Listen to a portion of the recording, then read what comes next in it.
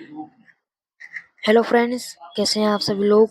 Welcome back to my Maurya Aditya education channel पे। तो आज की वीडियो होने वाली है science workbook chapter 5 the fundamental unit of life.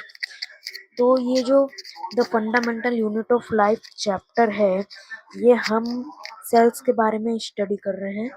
Study of living organism called biology. इसका मतलब है कि हम अगर स्टडी ऑफ लिविंग ऑर्गेनिज्म पे कर रहे हैं तो उसको हम बोलते हैं biology. The father of biology is Aristotle.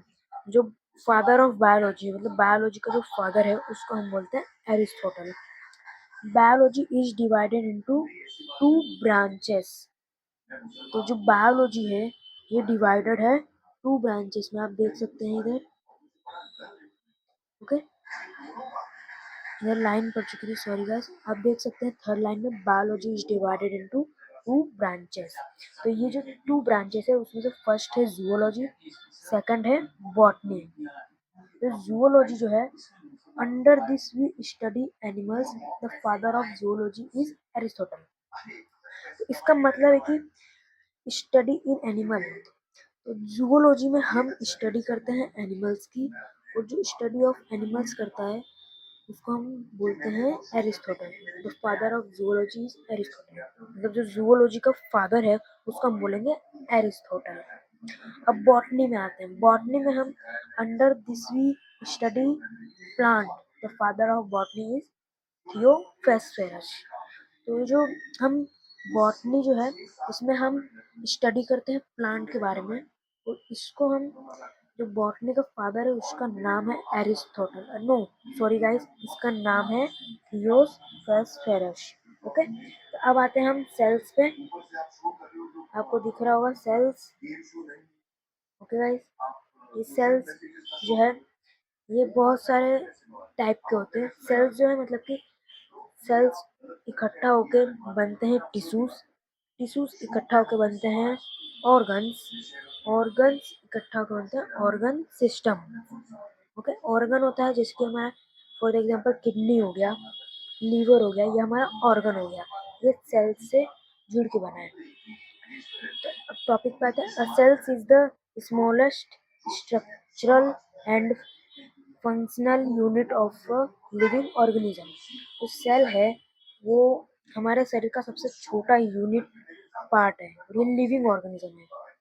तो अब सेकंड पे आते हैं। Study of cell is called cytology. Normal सा बेसिक सा था। जो स्टडी ऑफ सेल के, जो स्टडी ऑफ सेल करता है मतलब जो सेल्स के बारे में पढ़ता है उसको हम बोलते हैं cytology. The cell was first discovered by Robert Hooke in 1665 AD, but he had discovered dead cell. He is called father of cytology. अब इस पूरे सेंटेंस का मतलब होता है कि the cell was first discovered by Robert Hooke. तो first discovered किया था सेल को, जिसने फर्स्ट टाइम सेल की खोज की थी उसको हम बोलते हैं, उसका नाम है रॉबर्ट हुक। और ये 1665 एडी में इनने खोज की थी। But he had discovered dead cell. इनने लिविंग सेल की खोज नहीं की थी, इनने डेड सेल की खोज की थी। तो इनको नाम दिया गया, he is called father of cytology.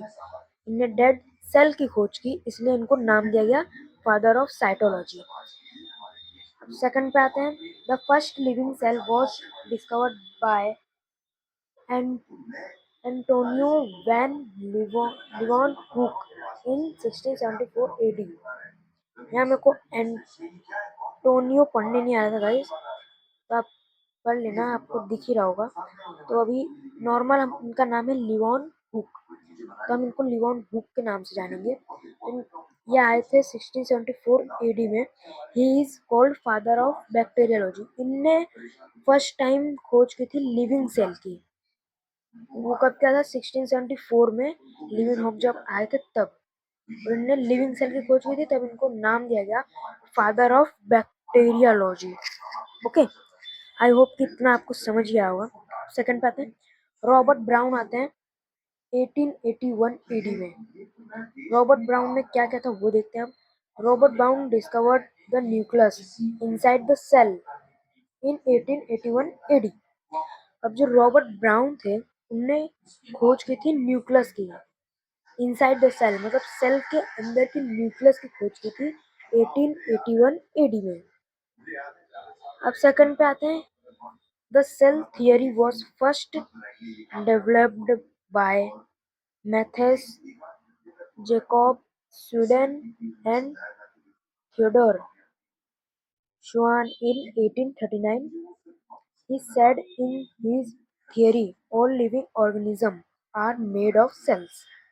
Cells are the basic units of life.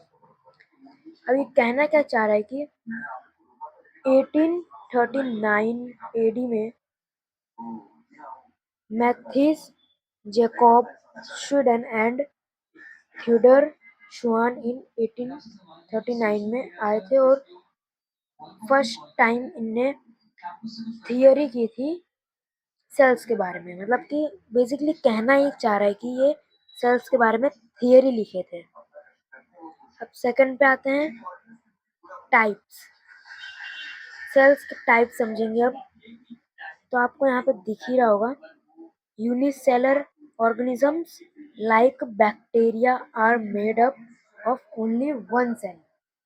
तो बेसिकली कहना क्या चाह रहा है कि यूनिसेलर जो होते हैं वो लाइक बैक्टीरिया, मतलब कि यूनिसेलर मतलब इसमें एक सेल पाया जाता हो, लाइक बैक्टीरिया हो गया, अमीबा हो गया, एक्सेट्रा, इनको हम बोलेंगे unicellular organism.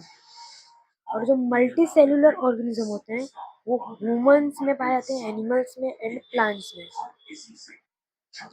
Have many sales, ये मल्टी सेलुलर एक से ज़्यादा होते हैं जो कि ह्यूमंस में पाए जाते हैं, एनिमल्स में पाए जाते हैं और प्लांट्स में। आई होप कि इतना आपको समझ ही आ गया होगा। ये मतलब कि बहुत हार्ड चैप्टर नहीं है, आपको आराम से समझ आ जाएगा, कोई ज़्यादा नहीं। अगर आप दिमाग लगाते हैं तो आपको पूरे पॉइंट्स, टाइप्स, सेल्स सब कुछ आपको समझ आएगा। अगर वीडियो अच्छी लगे तो लाइक एंड सब्सक्राइब जरूर कीजिएगा। वीडियो को ना लंबी करते हुए टॉपिक पे आते हैं। अब हमारा आ चुका है सम इम्पोर्टेंट पॉइंट्स। तो अब ये मैंने जो हेडिंग लिखी है सम इम्पोर्टेंट पॉइंट्स, तो ये इम्पोर्टेंट बहुत है। तो अभी हम आते हैं, देखिए फर्स्ट नंबर पे लिखा है smallest cell in human body. Okay, तो हमारी बॉडी का स्मॉलेस्ट सेल कहाँ पे होता है, तो स्पर्म में होता है। स्पर्म मेल में पाया जाता है, तो ये स्पर्म में होता है। सेकंड पे आता है biggest cell in human body, ovum में पाया जाता है, और ये ओवम जो होता है वो फीमेल में होता है, ये मेल्स में नहीं पाया जाता, ये फीमेल में होता है। आपको बिगेस्ट, स्मॉलेस्ट और लॉन्गेस्ट, इसमें आपको एकदम अच्छे से फोकस करना होगा, नहीं तो बाई चांस अगर आपके पेपर में आते तो आप कंफ्यूज भी हो सकते हैं, इसलिए आपको ये एकदम अच्छे से याद करना होगा। अब थर्ड पे आते हैं longest cell in human body, ये न्यूरॉन में पाया जाता है और ये ब्रेन में होता है। ओके, न्यूरॉन जो है ये ब्रेन में होता है और ये longest cell in human body, longest होता है ये, और ये न्यूरॉन में पाया जाता है। अब आता है हमारा दूसरा पॉइंट, तो आपको दिख ही रहा होगा, ओके, रीजनरेशन। वो जो रीजनरेशन है फास्ट और स्लो भी होता है। तो फास्ट रीजनरेशन हमारे लीवर में होता है, तो स्लो रीजनरेशन ब्रेन में होता है। अब इसका मैं एग्जांपल भी दे देता हूँ, ऐसे आपको नहीं समझ आएगा, रीजनरेशन का मतलब भी आपको नहीं पता चलेगा, तो मैं आपको अभी बेसिकली एकदम अच्छे से समझा देता हूँ। फास्ट रीजनरेशन का मतलब होता है, अगर आपको कोई लीवर में, फॉर एग्जाम्पल अगर आपको कोई चाकू मार देता है लीवर में, जब आप, जो लीवर है हमारा वो एकदम फास्ट रीजनरेशन करता है, मतलब फास्ट एकदम उसको, घाव को ठीक करता है। और जो ब्रेन होता है वो स्लो रीजनरेशन करता है। मगर आपने बहुत बार सुना भी होगा अपने घर वालों से, अपनी मम्मी से, कि जब कोई लड़का आपको दिमाग में मार देता है तो आपकी मम्मी बोलती होगी कि ये भाई इसने मार दिया, दिमाग वाली चोट कभी सही नहीं होती है। तो ये क्योंकि ब्रेन में स्लो रीजनरेशन होता है, इसलिए ये ब्रेन में अगर लग जाती है तो हमको बहुत ही दर्द होता है और ये जल्दी से ठीक नहीं होती। ब्रेन में लगी हुई चीज जल्दी से ठीक नहीं होती, और अगर लीवर में कोई चीज लगती है, चक्कू लगती है या कोई डंडा मार देता है, दुख रहा है, तो वो बहुत जल्दी ठीक हो जाएगा। तो अब नेक्स्ट पॉइंट पे आते हैं रीमार्क। आपको दिख रहा होगा इधर रीमार्क। ओके, तो जो रीमार्क है इसमें देखते हैं डेड सेल आर कॉल्ड न्यूफेस्फिरस। सेकंड बात है the smallest cell found in mycoplasma. Third बात है the largest cell found in ostrich egg. Normally ये हमारे कोर्स में नहीं है तो हमको ये नहीं पढ़ना है। ओके, अगर हो, क्योंकि अभी देखो गाइस, अभी एनसीईआरटी जो है ना, दो टाइप्स की हो चुकी है। कोई बुक में आ रहा है, पुरानी बुक में आएगा, नवी बुक है उसमें नहीं आएगा। तो अगर नॉर्मली आप में आता है तो फिर अभी तो मैं इसको रिवीजन नहीं किया हूँ तो मैं भी आपको नहीं पढ़ा सकता हूँ ये। अगर आपको पढ़ना हो तो अगली वीडियो में आप देख लेना, आपको मिल जाएगा। अब आते हैं हम cells of part of cells, sorry, part of cells पे आते हैं। तो फर्स्ट आता है हमारा सेल वॉल। सेल वॉल जो होता है, देखो फर्स्ट नंबर में आप देखो क्या लिखा है, फिर उस हिसाब से आप समझ जाओगे कि सेल वॉल क्या काम करता है। ओके भाई यार, ये बॉक्स भी सही से नहीं बन रहा है तो मैं आपको ऐसे ही समझा देता हूँ। Cell wall in the outer most covering in plant cell. Plant cell, okay, जो सेल वॉल है ये प्लांट सेल की आउटर मोस्ट को कवरिंग करता है, मतलब प्लांट जो लीफ है उसको कवर करता है। It is present only in plant cell, और ये खाली प्लांट सेल में पाया जाता है, एनिमल में नहीं पाया जाता, एनिमल सेल्स में ये नहीं पाया जाता। आप नीचे देखिए, नीचे वाले पॉइंट में लिखा हुआ है it is absent in animal cells, ये एनिमल सेल्स में नहीं पाया जाता। और part, sorry guys, plant cell wall is composed of cellulose which gives structural strength. Okay, तो जो प्लांट होता है, cell wall composed of cellulose, मतलब सेल वॉल जो है वो सेलुलोज से बना होता है। ओके, अब आते हैं हम दूसरे पे, plasma membrane and cell membrane. Okay, plasma membrane and cell membrane. Plasma membrane का दूसरा नाम है सेल मेम्ब्रेन। ओके, आते हैं पॉइंट पे, फर्स्ट पॉइंट पे, it is found in both animals and plants. अब इसका बेसिकली कहने का मतलब ये है कि ये खाली, नो, ये दोनों में पाया जाता है, एनिमल्स में भी और प्लांट्स में भी। Plasma membrane is made up of liquid and protein molecules. It is flexible and allows movement of the molecules in and out of the cell. अभी जो प्लाज्मा मेम्ब्रेन है ना, ये मतलब कि एक, ये भी कोई कवरिंग का ही काम करता है, बाहर की चीजों को अंदर नहीं जाने देता और अंदर की चीजों को बाहर नहीं आने देता। तो ये प्रोसेस को हम बोलते हैं सेमी प्रेमेबल। बस खाली आपको इतना याद रखना कि प्लाज्मा मेम्ब्रेन का दूसरा नाम है सेल मेम्ब्रेन, और ये काम करता है कि अंदर की चीजों को बाहर नहीं आने देता और बाहर की चीजों को अंदर नहीं जाने देता। और ये एनिमल्स और प्लांट दोनों में पाया जाता है। और मैंने बताया कि अंदर की चीजों को बाहर नहीं जाने देता और बाहर की चीजों को अंदर नहीं आने देता, तो इसको हम प्रोसेस को बोलेंगे सेमी प्रेमेबल। बस खाली इसमें आपको इतना ही याद रखना है। और अब आते हैं हम माइक्रोकॉन्ड्रिया। माइक्रोकॉन्ड्रिया पे आते हैं। तो माइक्रोकॉन्ड्रिया जो है, it was discovered by Altman.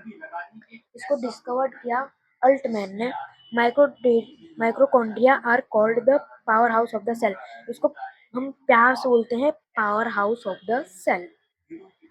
They make energy by breaking down food glucose in the presence of oxygen. ये हमारे बॉडी में प्रोटीन बना। नॉर्मली जो है ये माइक्रोकॉन्ड्रिया, ये हमारे शरीर में ग्लूकोज बनाता है, मतलब एनर्जी बनाता है, और ये एटीपी फॉर्म में बनाता है। यहाँ आप फोर्थ लाइन में देखिए, this energy is stored in the form of ATP. अब एटीपी का फुल फॉर्म है एंड्रोसाइन थ्रियोफॉस्फेट। इसका फुल फॉर्म है adenosine triphosphate. Okay, ATP is called the energy currency of the cell. ये हमारे एटीपी फॉर्म में एनर्जी बनाता है और हमारे बॉडी में मतलब कि भेजता है पूरा ऑर्गन्स में, सेल्स में।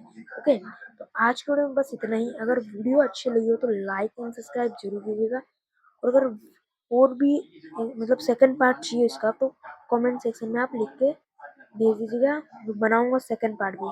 Thanks for watching, bye.